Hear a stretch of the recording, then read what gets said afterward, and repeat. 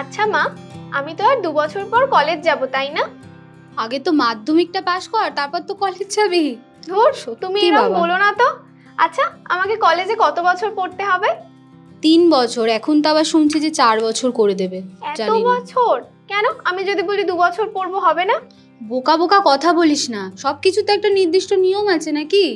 স্কুলে যেরকম 12 বছর পড়তেই হয়, কলেজে ওরকম 3 বছর পড়তে হয়, বুঝলি? ও ঠিক আছে। আচ্ছা, এবার পড়াটা কর, আমি কিন্তু পড়া ধরবো। এই 3 বছরের কলেজীয় শিক্ষার কথা প্রথম কে ঠিক করেছিল বলো তো? স্বাধীন ভারতের প্রথম শিক্ষা কমিশন, অর্থাৎ বিশ্ববিদ্যালয় শিক্ষা কমিশন। এই কমিশন বিশ্ববিদ্যালয় শিক্ষার কাঠামো ও সাধারণ শিক্ষার পাঠ্যক্রম সম্পর্কে যে মূল্যবান সুপারিশগুলো করেছিল সেগুলো চলো দেখে নিই।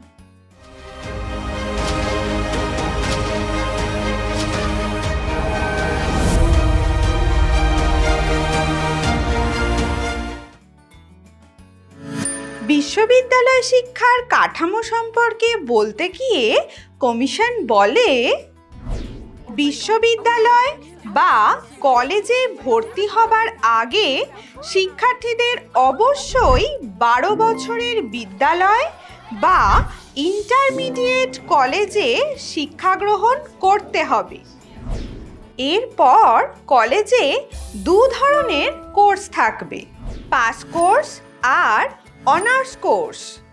এই দুটি কোর্সের সময়কাল হবে 3 বছর। কলেজের শিক্ষার পর পাস কোর্সের শিক্ষার্থীরা 2 বছর পরে আর অনার্স কোর্সের শিক্ষার্থীরা 1 বছর পরে মাস্টার ডিগ্রি পাবে। এর পাশাপাশি গ্রামীণ শিক্ষার কাঠামোর কথাও কমিশন বলেছিল।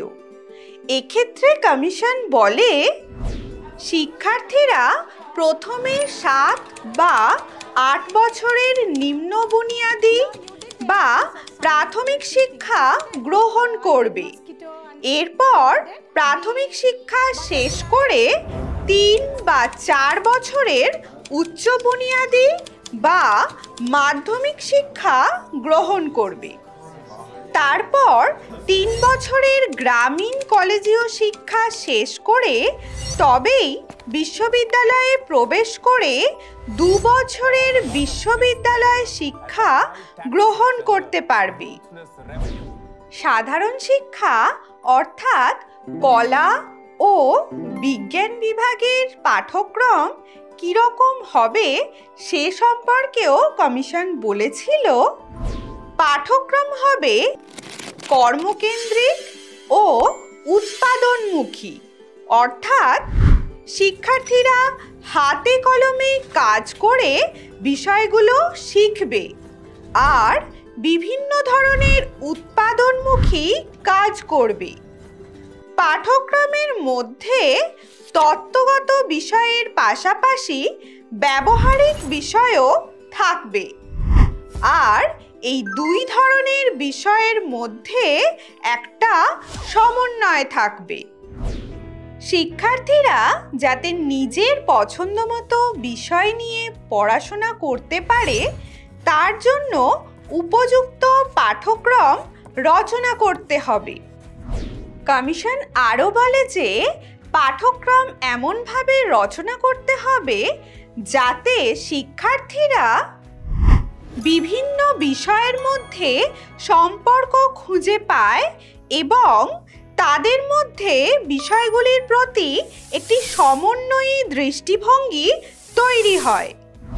সাধারণধর্মী শিক্ষা আর বিশেষধর্মী শিক্ষার মধ্যে সম্পর্ক তৈরির জন্য কমিশন পাঠ্যক্রমে কিছু বিশেষধর্মী শিক্ষার উপাদান রাখতে বলেছিল। আবার ডিগ্রি কোর্সের পাঠ্যক্রমে সর্বভারতীয় রাষ্ট্রীয় ভাষা, ইংরেজি, মাতৃভাষা, সমাজবিদ্যা, ভৌতবিজ্ঞান, জীবনবিজ্ঞান এই সকল বিষয়গুলি থাকবে। আর বিশ্ববিদ্যালয় শিক্ষার পাঠ্যক্রমে ভাষা, দর্শন, পদার্থবিদ্যা, জীববিদ্যা, সমাজবিদ্যা, কৃষি বিজ্ঞান, অর্থশাস্ত্র ইত্যাদি বিষয় থাকবে। আবার শিক্ষার্থীরা যাতে স্বাধীনভাবে চিন্তা করতে পারে আর নিজস্ব মতামত প্রকাশ করতে পারে সেদিকে লক্ষ্য রেখেই পাঠ্যক্রম গড়ে তুলতে হবে। সর্বোপরি শিক্ষার্থীদের ব্যক্তিত্বের বিকাশ ঘটিয়ে একজন যোগ্য নাগরিক হিসেবে গড়ে তোলাই ছিল এই পাঠ্যক্রম রচনার প্রধান লক্ষ্য।